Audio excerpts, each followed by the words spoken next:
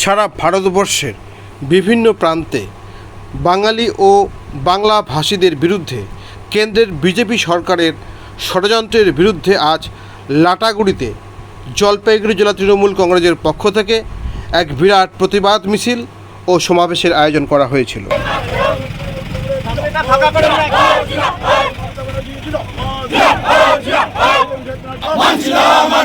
পরিকল্পিতভাবে বাঙালিদের উপর অত্যাচার মানছি না,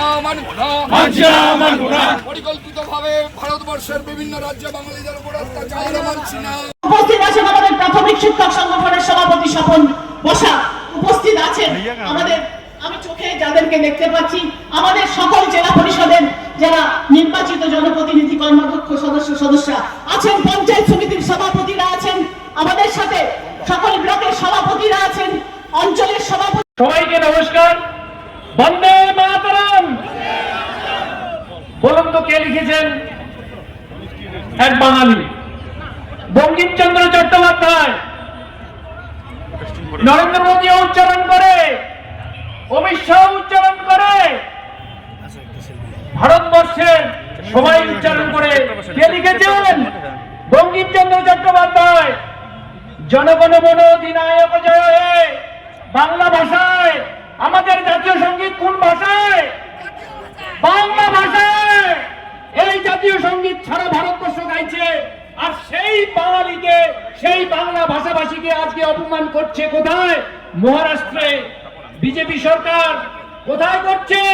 হরিয়ানায় বিজেপি সরকার। কোথায় করছে? আসামে কি সরকার? বিজেপি সরকার। দিল্লিতে করছে কোন সরকার? বিজেপি সরকার। এতদিন সমস্যা ছিল না, এতদিন সমস্যা ছিল না, 2014 থেকে সমস্যাটা তৈরি হয়ে গেল। বাংলার মানুষকে ভয় দেখিয়ে চোরা পথে এখন বাংলা দখল করবার চেষ্টা করছে, বাংলার ভাষার উপর অত্যাচার করে, বাংলা ভাষীদের উপর অত্যাচার করে। এখানে আমরা ডুয়ার্সের মানুষ আছি, আমরা জলপাইগুড়ির মানুষ আছি। স্বাধীনতা থেকে আজ পর্যন্ত আমাদের হিন্দু মুসলমানের কি কোনো সমস্যা হয়েছিল বলতে পারেন? ইতিহাসে একটা উদাহরণ দেখাতে পারেন যে হিন্দু মুসলিমের দাঙ্গা হয়েছে? ওরা জানে না।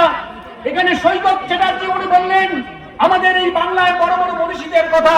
উত্তরবঙ্গেও আরেকজন মনীষী ছিলেন, তার নাম পঞ্চানন বর্মা। তিনি কি বলেছেন? হিন্দু মুসলমান বিচার নাই রে, মানুষজন নয় তো ভিন, উলসি ধায়া আত্মের সেবা, এই তো ক্ষত্রিয়ের চিন। এই মাটিতে, উত্তর বাংলার মাটিতে পঞ্চানন বর্মা জন্মেছেন, যিনি নাকি হিন্দু মুসলমান ঐক্যে বিশ্বাস করতেন। আজকে আমাদের ভুললে চলবে না। উত্তরবঙ্গের মনীষী হোক, দক্ষিণবঙ্গের মনীষী হোক, আজকে তারা একটাই গান গেয়েছেন, নজরুল থেকে, বঙ্কিমচন্দ্র থেকে শুরু করে রবীন্দ্রনাথ। আজকে ভারতবর্ষ চলবে রবীন্দ্রনাথের আদর্শে, ভারতবর্ষ চলবে বিবেকানন্দের আদর্শে। ভারতবর্ষ সেই আরএসএস এর সেই পুনের ইয়েতে চলবে না।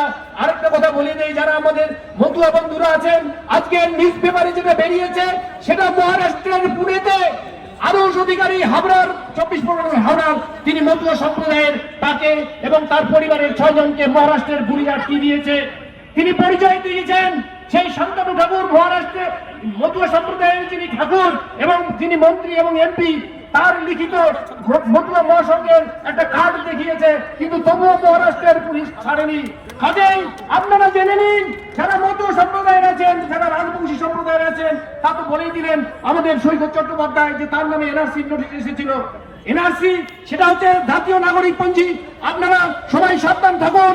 এই যে এরপরে আগস্ট মাসেই শুরু করবে ওরা ভোটার তালিকা সংশোধন, সেটা কিন্তু ঘুরে ফিরে ওই সেই এনআরসি। আজকে আমাদের বাংলার মানুষকে, বাংলার আমাদের উত্তরবঙ্গের মানুষকে আমাদের সাবধানে থাকতে হবে। মমতা বন্দ্যোপাধ্যায়ের নেতৃত্বে, অভিষেক বন্দ্যোপাধ্যায়ের নেতৃত্বে আজকে যে লড়াই শুরু হয়েছে, বাংলাকে বাঁচানোর লড়াই, বাংলা ভাষীদের বাঁচানোর লড়াই, উত্তরবঙ্গের মানুষকে বাঁচানোর লড়াই, রাজবংশীদের বাঁচানোর লড়াই, মতুয়াদের বাঁচানোর লড়াই, সেই লড়াই আজকে আপনাদের সবাইকে সামিল হতে হবে। আর এখান থেকে বাংলা বিদ্বেষী, বাংলা ভাষা বিদ্বেষী বিজেপিকে দূর হটাতে হবে। এইটুকু আবেদন আপনাদের কাছে রেখে আপনাদের সবাইকে আমার সশ্রদ্ধা প্রণাম, নমস্কার জানিয়ে আমার ছোট্ট বক্তব্য আমি এখানে শেষ করলাম। জয় হিন্দ, বন্দে মাতরম। তৃণমূল কংগ্রেস জিন্দাবাদ, মমতা বন্দ্যোপাধ্যায় জিন্দাবাদ, অভিষেক বন্দ্যোপাধ্যায় জিন্দাবাদ।